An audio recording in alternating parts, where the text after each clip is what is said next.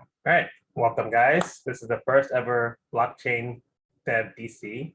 I'm the organizer, Banjo Biami, and I'm going to walk through my presentation of building a full stack NFT application. So first of all, just a little bit about myself. I'm a data ops engineer based in the DC area. I enjoy making apps and playing around with different things. I organized 3 other meetups. So this one, Data Ops DC and Arlington social events, and I have a podcast, Data Ops podcast. So just love being in the community, talking with people, building applications, and get excited about new technology. There was a blockchain developer meetup that just ended, and there was really nothing to fill that void. So as I became more interested in blockchain, I didn't want that space to go away. So this meetup was kind of born out of that meetup's death, if you will. So this is kind of the continuation of the blockchain development meetup group. And since this meetup is new, I'm interested to see what other people have built. I just kind of kicked off this talk, but I would love to have other people speak about things they've built in the blockchain space. So if you have anything you're interested in, reach out to me via Twitter or Slack messages. I'll post the Slack groups after the talk. There's a DC blockchain Slack group, and there's also DC Tech, and there's a blockchain channel. So there are plenty of ways to reach out. All right, with that, let me dive in. So this talk is focused about developing a full stack NFT application. And when we talk about NFT, it's basically a unit of data stored in a digital ledger called a blockchain that certifies the digital asset to be unique. So what separates an NFT from other assets is there's a cryptographic hash to allow that, there's only one of this object available, and that gives it its value. I'm sure everybody's heard stories about NFTs selling for millions of dollars, but not every NFT is going to be like that. But what really makes it unique is that no one else can claim ownership to that, and that's where the value really relies in. So when all this NFT news started breaking out, I wanted to say, how can we build an application that can actually produce NFTs on their own? Most of the time I see NFTs coming from art, but I'm not an artist per se, so I want to be able to generate NFTs not coming from an art background. So I developed a website called GitGallery.com, which allows you to turn code into an NFT. I've always said artists are coders because you have a lot of creativity to actually code something. So I wanted a way to express my code as a piece of art. So that's kind of where the idea came from. So this talk is going to walk through how I built this from the ground up. So this is a full stack NFT, so the back end, the front end, the smart contract code, all aspects of that stack. I'm going to walk through how I built each aspect of that stack, and I'll leave room for questions after each transition to get if you guys can ask any kind of follow-up questions you have. I can't see the chat. Let's go. All right, so developing the smart contract. So when you think of a smart contract, it's basically an immutable program that leaves a unique transaction hash each time code is executed.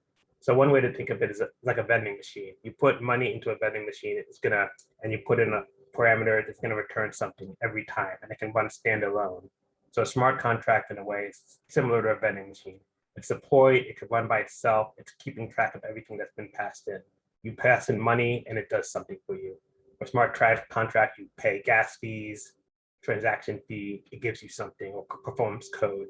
So you can think of a smart contract similar to a vending machine. Code, a bar contract, use programming language Solidity. So Solidity is a lot of cool things, but for the smart contract I developed, we focused using the NFT code. So most of the time you're going to import something from a company called Open Zeppelin. They develop a lot of smart contract code. It's very secure, and it's kind of similar to other programming language where you will import something and then build out the necessary interfaces. So for this example, I'm importing this ERC 721, which is the code that defines what an NFT is, and I pass it in what I want. So I call it the Git NFT for the actual name of the contract and then the actual name of the token. So the token name and then the symbol. These are the two hard parameters for that.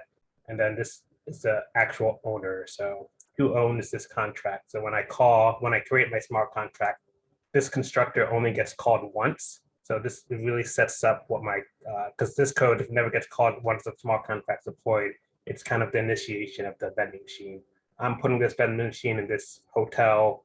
These are all the things that need to happen before because I can't call it back again. And then my smart contract in this case is only going to do mint, which is minting a new NFT. And then it's going to set URI for this NFT. So this is where NFT gets metadata from. When you see NFTs, they have like pieces of art or like who signed this or some kind of extra attribute is based on the metadata. And this metadata URL is set every time a token is minted. So these are kind of the building blocks of the NFT. Setting up the contract itself and then defining the mint function and then also defining the token URI for the metadata. This makes sense? Any questions so far? That's good. Moving on. Nope. So deploying a smart contract, there are a couple of tools that use to help with that. So I used a tool called Truffle. It allows you to compile the smart contract and actually deploy it to the blockchain. And Inferrer is an API that allows you to interact with the blockchain. So these tools are, you can develop the code on Solidity yourself, but eventually you need to put that code and put it into a public blockchain. And these are some of the tools that help with that. To kind of go through what Truffle and Inferrer do, basically it's a JavaScript program. You define a bunch of stuff. So the key for Inferrer, your mnemonic, which is basically your private key. This is just, I wanted to put this in a directory, put this in a directory. And then the actual code that's doing something is you define where you want to deploy your blockchain. So in my example, I used a blockchain called Polygon. It's a cheaper alternative to Ethereum, which is the main blockchain I'm sure people have heard about. But the cool thing about a smart contract, you deploy them to different blockchains using the same code. I'm just going to change the URL I want to deploy it to. So it's very portable, which is awesome. So I can test it out in different environments.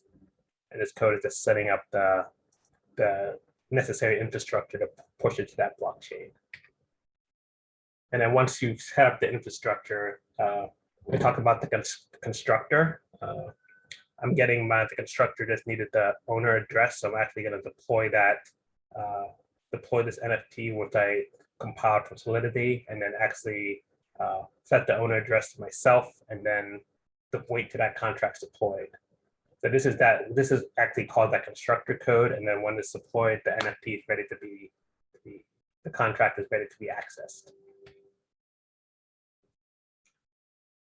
And in order to interact with the actual contract, each contract, when you compile it, it generates something called an application binary interface, an ABI, which is basically a giant JSON file that describes all the endpoints they can interact with the smart contract. So I'm talking about building a full stack NFT application. Once a smart contract is deployed, I need my other APIs to be able to interact with that. The ABI is how other programming languages can access that smart contract. So you can use Python, JavaScript, Go, whatever. As long as you have access to this ABI, you can create an interface to interact with that smart contract. So when the smart contract's created, you can see it on one of the scanning networks. A lot of these blockchain tools have a scan tool. So for Polygon, it's called Polygon Scan, and you can actually see the transaction has, what the contract was, who deployed it, what the transaction fees. And this is verifies that your contract was deployed. So to recap, you develop the contract code to Solidity, import from OpenZeppelin to get started, because most of the time you can just use the code OpenZeppelin has provided for you and just do minor changes to that. You compile the code using Truffle, you deploy the code to a network using Inferrer. Make sure you get the ABI because you're going to need that for full stack development. And then you can use the contract scanning tool to verify your deployment was successful. Any questions, thoughts on that workflow on developing a smart contract? Yeah, Justin, I see you raised your hand. Yes, I hear about truffle a lot, and I also hear about hard hat. Are they similar? And if they're not, what's the difference? Yeah, so the both of them allow you to compile smart contracts and deploy that. So you can use either or. I just used Truffle and found it easier for me to use, but if you use Hard Hat, that's also acceptable. They do the same thing at the end of the day.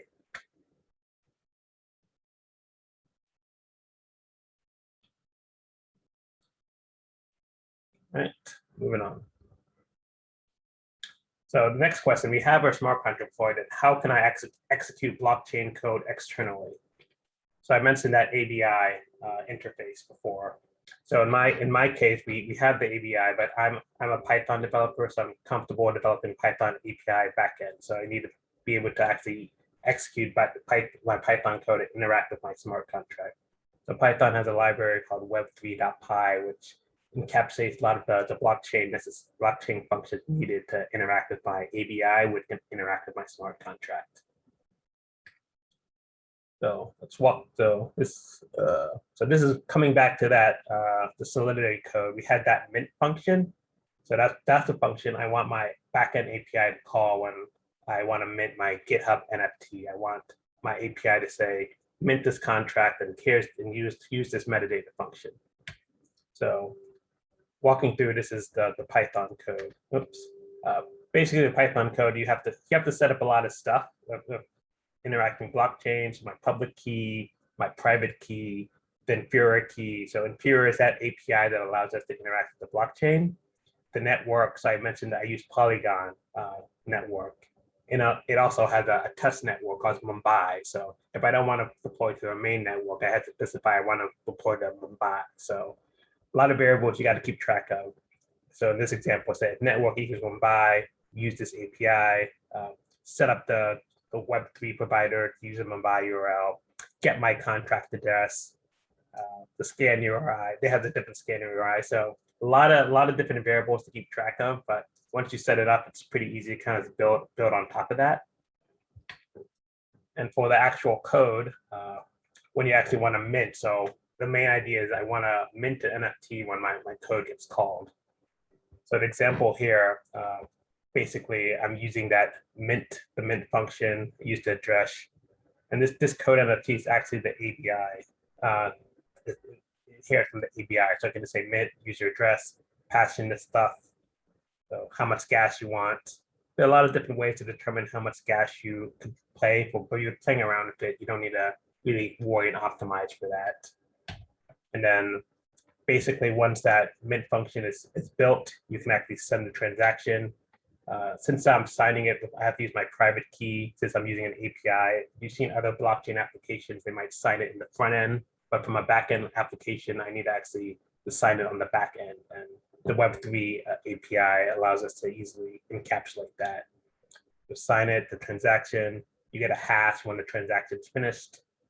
For NFTs, you can actually get the actual token ID. So each NFT is unique, and you know the token ID.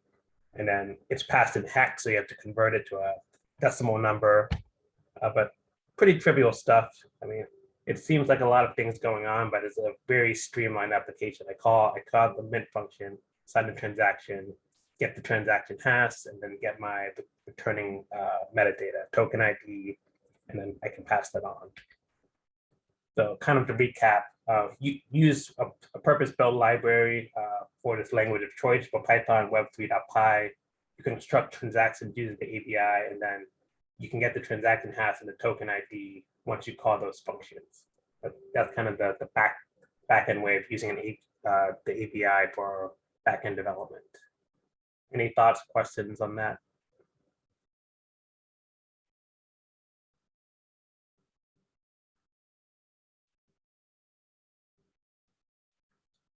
All right, moving on. So next question, we have the smart contract, we have a backend API, then how can we actually use it from the front end? So we want a full stack application, so this requires having front end code.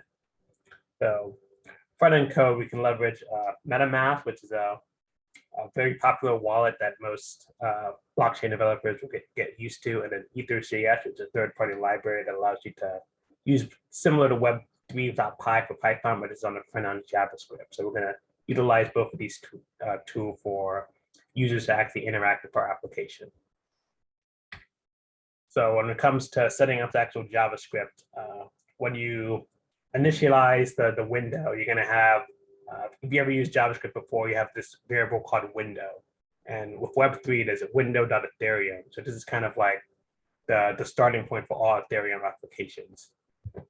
So what this initial code is doing is making sure you have MetaMask installed. If you don't have MetaMask installed, then this code fails. So this is making sure you have MetaMask installed and it gets your account, and then makes you the signer. So it says, I, person that has MetaMask, this is my account and I am the signer for any transaction that's going to go in the future. So when I say signer, when I use MetaMask and someone wants to mint an NFT on my platform, they're going to say, I signed this message on GitGallery. I'm going to wait for the signer to say, okay, and I get their signature, which is their unique mark to say, okay, this is my code. I signed this. And this is how it looks like from the MetaMask possesses. Signed on GitGallery, blah, blah, blah. I want to sign. So to recap, MetaMask wallet is your identity. That's how you're identified on the blockchain. For front-end applications, Ethers.js, Web3.js allows you to create blockchain API calls, and then you can pass, with that data I get from the API call, I can pass it to the backend and do all sorts of stuff. Any thoughts or questions on that workflow? All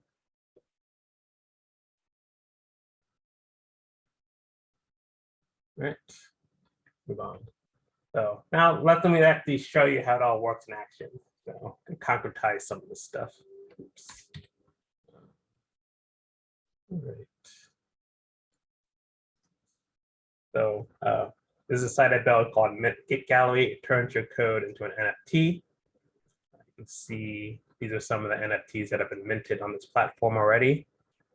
But we're going to walk through what we just talked through.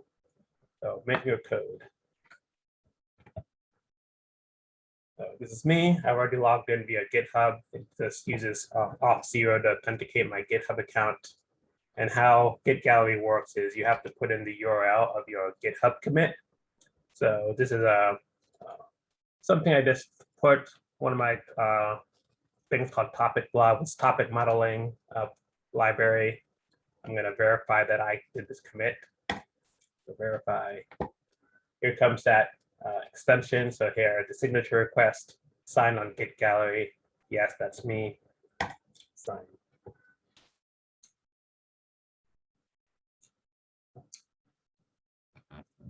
All right, mint successful. So that is my NFT minted, and then we can look at the transaction of that thing. So it just happened, so it's going to take a while, but we can look at another transaction just to see what would happen. This is an older one. Oh yeah, when I transacted this thing was transferred, this NFT, you can actually look at the NFTs. So the scanning is the scan network is very great for just seeing what has happened with your contract. So 9 Git NFTs have been minted, 3 addresses have them. There's been 9 transfers. So, and you can actually use a platform called OpenSea to actually see the asset. So here, Git NFT, here's the Git commit.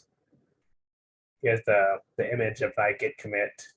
There's properties, the committer, the repo, the signature, the commit date. So this really encapsulated this minting an NFT. And OpenSea is a platform where people sell NFTs. And you can see that my Git NFT is on this platform as well. So it's pretty cool. You can just kind of just say, hey, here's this URL from GitHub that I developed. Make this an NFT, and presto, it's deployed to the blockchain. It has a transaction link. You can sell this NFT on OpenSea if you wanted. So this really encapsulates everything needed to, from a developer perspective, to do something cool and put something on the blockchain, and people can actually interact, sell, make bids on that. Let's go back to percentage. So any questions on that process or how anything happened, or was this process make sense? Thoughts?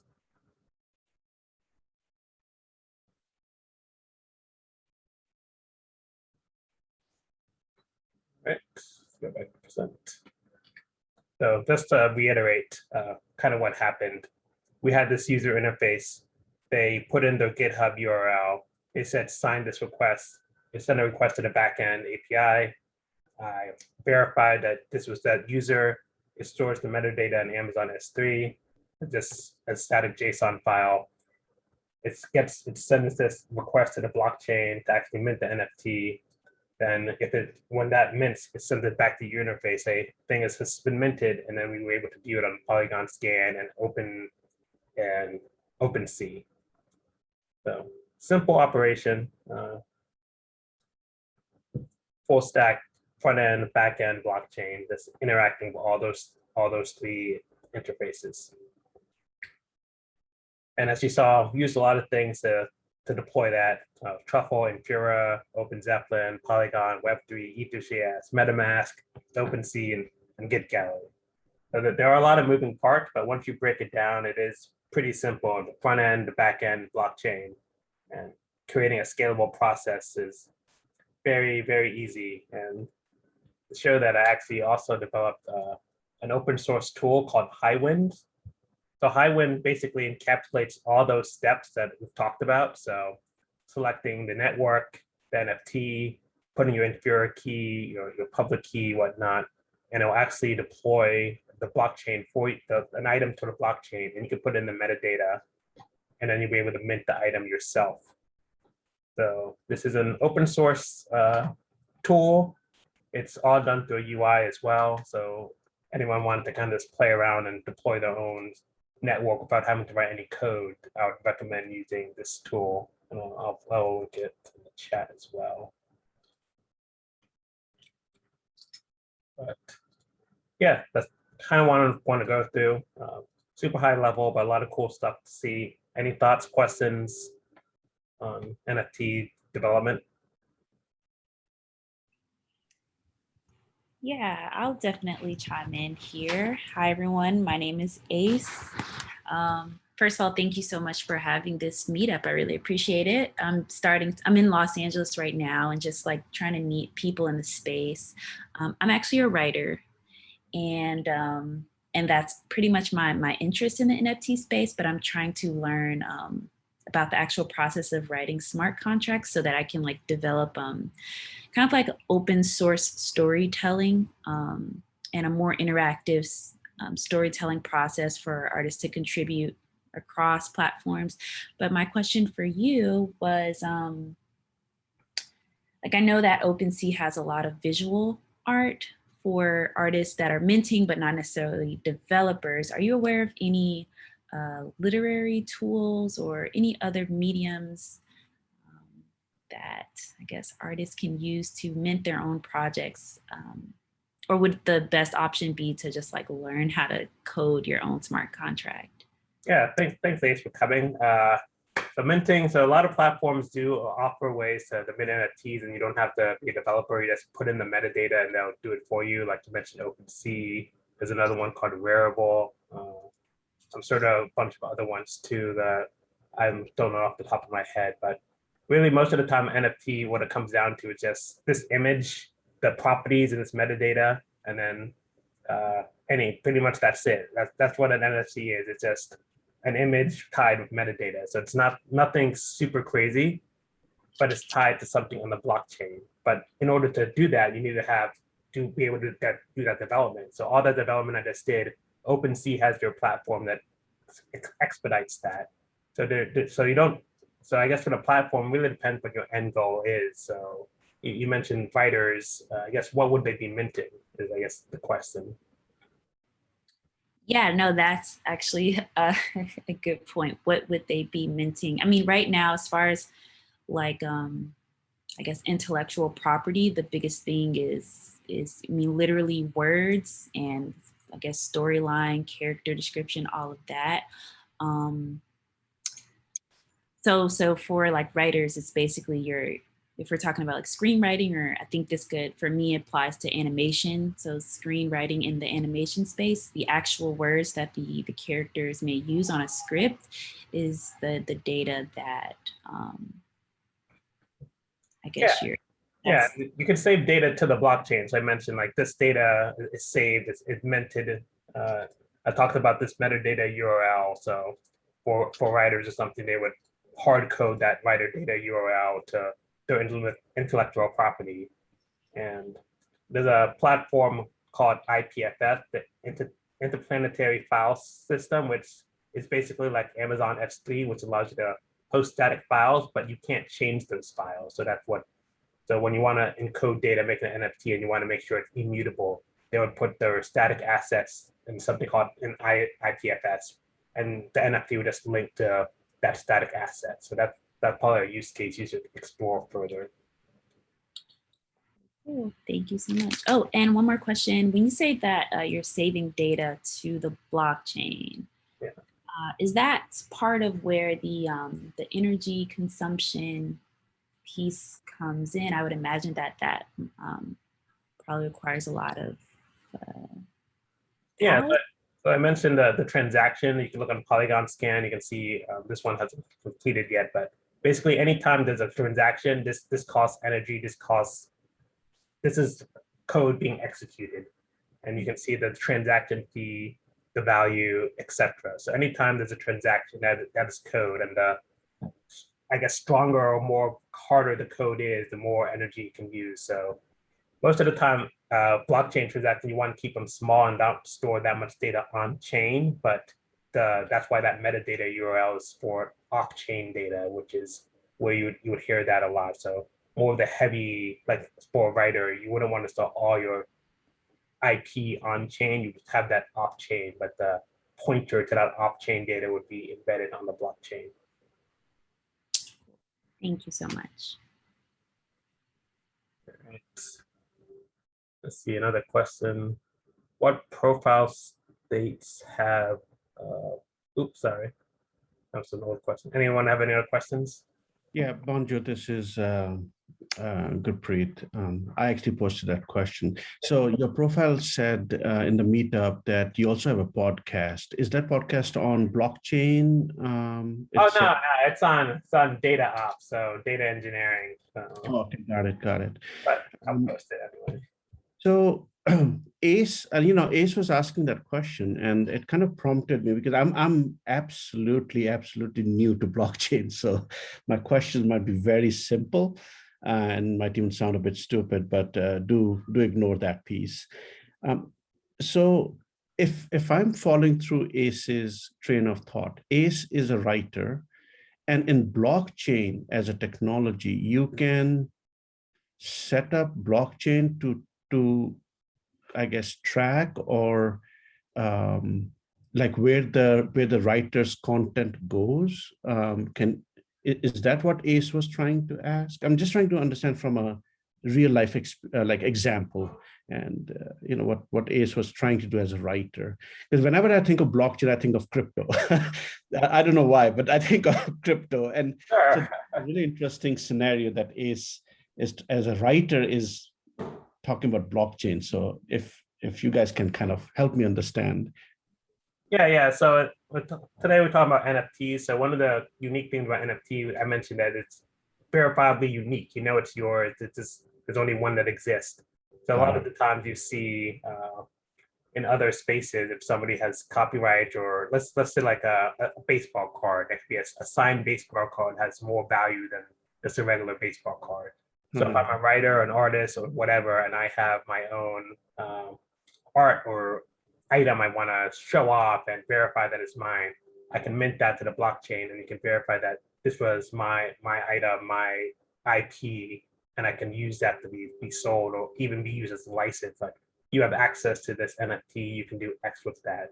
So it could be used in license. So in this example, I minted one of my GitHub commits. So you can verify that this is Banjo's GitHub commit. Here's my signature. Here's the commit of the repo. So there's metadata you can also embed into that. So it's really about showing authenticity and showing that you own this asset and what you can do with that asset. It's giving the IP, the owner, that actually have more control instead of a third party that might have control. By you owning that NFT, you have more say on how it gets used. Got it. So, so do you foresee that? I mean, at least I'm thinking out loud right now. So if that is a signature, which is very specific to the authenticity of your, like stating it's yours, then I can see it heavily used in the print media, especially the news media, where even like photographers, they go around, they take pictures. And then I think there was a lawsuit recently in Australia where I think Google and the newspapers were saying that our article is being used on Google and we need part of the revenue. So I'm kind of thinking similar kind of case examples in the journalism industry where writers will write or photographers will take pictures, and then you can blockchain or do this NFT for authentication. Then it traces its roots back wherever it's used in the future. Yeah, that's one of the big things, like chain of custody, who owns this or how it's been used. There are also other protocols to track who accessed this particular NFT or engaged with it. So something called the graph, which is a indexer for blockchain transactions, but that's a whole nother thing. But a lot of use cases could be built around decentralization, and that's kind of the big thing of having blockchain, is having a centralized authority control everything. You have everybody control their own assets and build upon that. So it's really just flipping from centralization to decentralization, and blockchain allows for that. If this NFT comes up, say, for example, in some form of a forensic case, are there elements inside this code that from a technology perspective, they'll have to be validated, or could they be manipulated to kind of, I guess, avoid true forensics? No, like I said, the polygon scan. So all of these things, every time code is executed, you can see when it was executed, how long ago it was, what happened, what are the actions, who put money down. So if you know what contract you're looking for, it's very easy to kind of forensically look back and see what transactions this contract has made in the past. So the part of the ledger is every action is recorded. So that's what makes it a blockchain. That's what gives you a ledger, and very easy for auditors or people to see what has happened. And this is immutable. Once something has happened, it can't be changed. Got it. And I was listening to another seminar a couple of days back, and somebody mentioned that blockchain is slow from a transactional perspective. Like it takes time. I guess each block takes time to be created or validated before, I guess, it goes into the ecosystem. Is that a true statement from your experience? Yeah, so they're probably talking about Bitcoin, how it doesn't have that fast of a transaction speed, or Ethereum. So there are other solutions that are helping speed that up, called layer 2 solutions. So Polygon is one of those, and that's what I'm using for my project. So it's definitely faster, and it's address those concerns for scale and scalability. So there are platforms working on that, and you hear them called layer 2 or roll-ups, and that's what I'll investigate if I was interested more into that. Got it. Yeah, they use, you're right, they did use two examples of a financial transaction, the amount, how long does it take for Visa or PayPal to process a transaction, and that was in the hundreds or thousands per second. And then they then mentioned blockchain transaction, that's very slow comparatively, which is understandable, I guess. Well, thank you, Bonjour.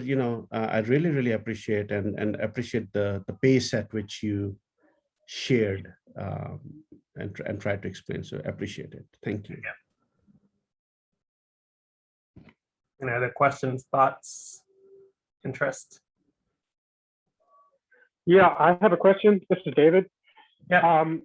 You mentioned, I know you said a lot about the front end, and that I understand, but you have this Python program that runs the back end. Do you really need a back end if you just want to interact with the blockchain itself? In other words, interact with the smart contract. And I don't know, look at an NFT or transfer it.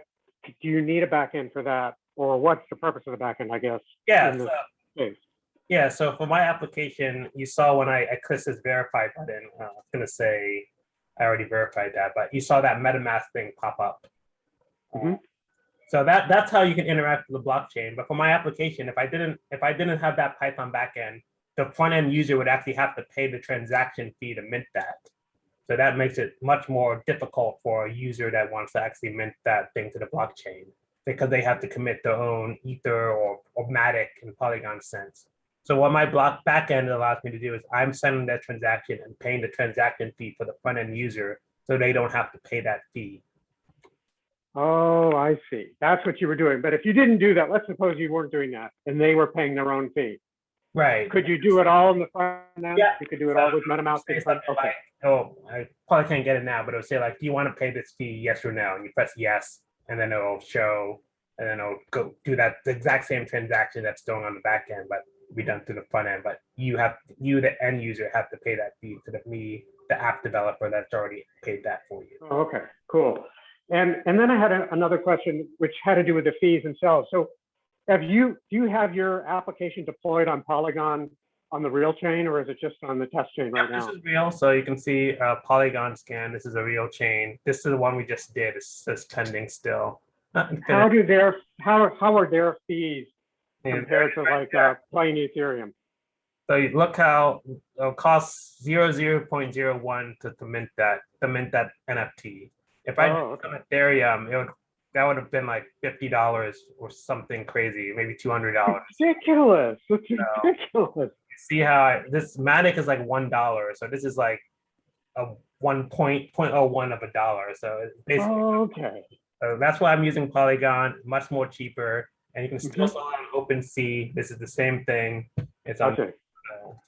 That's why I use Polygon. That's why I'm paying the fees, so the front end users have to pay that. I don't mind paying it because it's so cheap. I see. Now that's where your Python came in. Yep. Okay, and I get it because the Ethereum fees are so high. I was wondering how you could afford to do that. Yeah, I would not be able to afford this if I was using Ethereum. No way. Yes. Okay, I get you.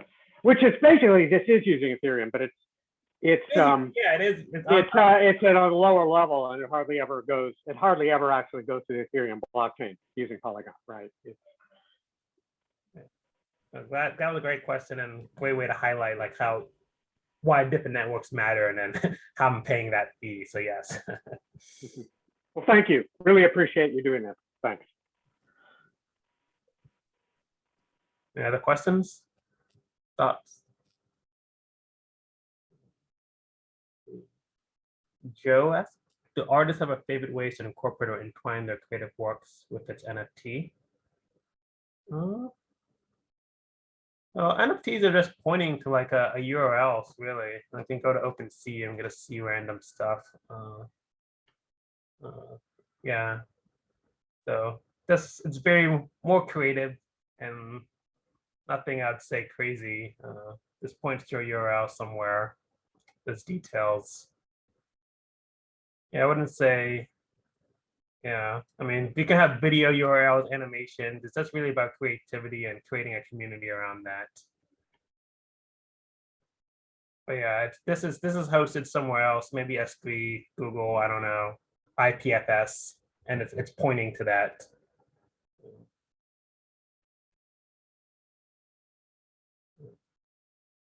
Any other questions? I have a question real quick, if I may. Go for it. Hey, man, my name is Joel. Thanks for having this meetup. I had to join, unfortunately, a little bit late because I was rushing to get home, but I tried to catch up based on some of the slides that you were showing and some of the things you were talking about. I have a couple questions regarding smart contracts in general. I'm a little bit newer. I'm a software developer myself, but I'm a little bit newer to the blockchain sphere. But one of the things I was wondering was when it comes to the application with the stack you provided, so the different technologies that you've used in this presentation, for those who don't know, how would you say it handles like scalability, for example? Like, would this be considered like a cool thing to do for like your own at-home project, or is this like a stack that you could actually use for your own, like, I wouldn't say enterprise level, but enterprise level application, for lack of a better word? Yeah, so how I developed it, I come from like software engineering background, so I use a serverless architecture. So I have a lot of AWS experience, so that's a cloud provider, and I use something called AWS Lambda, which is their serverless framework. So all my backend Python code is in a Lambda. My front-end application code is also via Lambda. I'm using server-side rendering. So this is completely serverless, completely scalable. And then I'm using Polygon for the Ethereum whatnot, and we just went over how cheap it is to use that. So all this is hosted on the internet right now. You can go to this website and it's very cheap. Yeah, so from a software engineering position, this application is very easy to, I guess, kind of just walk through it all. So I wouldn't say it's hard, and it's definitely very, very scalable. And you can do it at the back end as a project. This was a passion project for me. I just did it over the weekend after work. Very, very fun project to kind of sink my head into. From coming from a software engineering background, the hard part, quote unquote, was understanding this blockchain part, because I've never interacted with it. But for the front end, back end, I've done that. But it's integrating the blockchain pieces with kind of the learning experience for me. Gotcha. Okay, that makes sense. And then if you could just try and explain, I guess for like a baseline or a high level view of like, how could somebody use this or use smart contracts to, I don't know, like to make it like an agreement, right? So you have like one space that I see a direct application for this would be like real estate escrow, right? Where two people come, they make an agreement, and if both ends of the agreement are met, transaction executes. With this, so far as you've exemplified, I see you minting code. You've created, I guess you could say, one transaction out of that. But how would you imagine this being applied to an agreement of sorts? Or is this even the right like architecture idea to support that?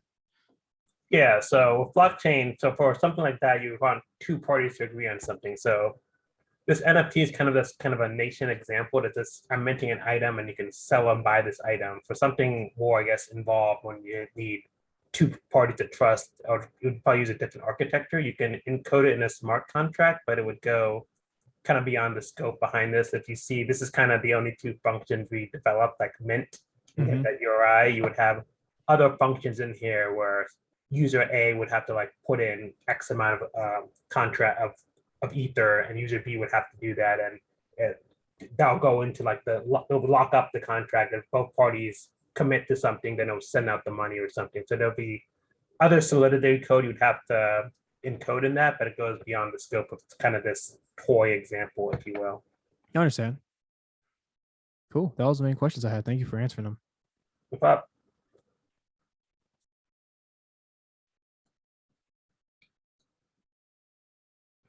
Other questions, thoughts, comments? So you'll post this, Banjo, on the meetup site then, or where will? Yeah, I will. I'm gonna record it, post it on YouTube, and I'll post it in the meetup group. Okay, great. Really appreciate all the info. No problem. Yeah, if there's no other questions, and thank everybody for coming, and looking forward to the next one. Oh yeah, one question. When is the one? Do you have that planned already? Next event, do not have a plan, so I need to find some speakers. I don't know if anyone's interested in speaking. I kind of wanted to lead the first one, but open to getting other people to talk about other blockchain applications. I'll also reach out to people I know if they want to speak on stuff, but always interested in the community of people that have come here. And I just posted the Slack again, just in case if anyone wants to join that Slack. I'll share my info again if you want to follow me on Twitter and ask me questions directly. I'll post that into the chat as well.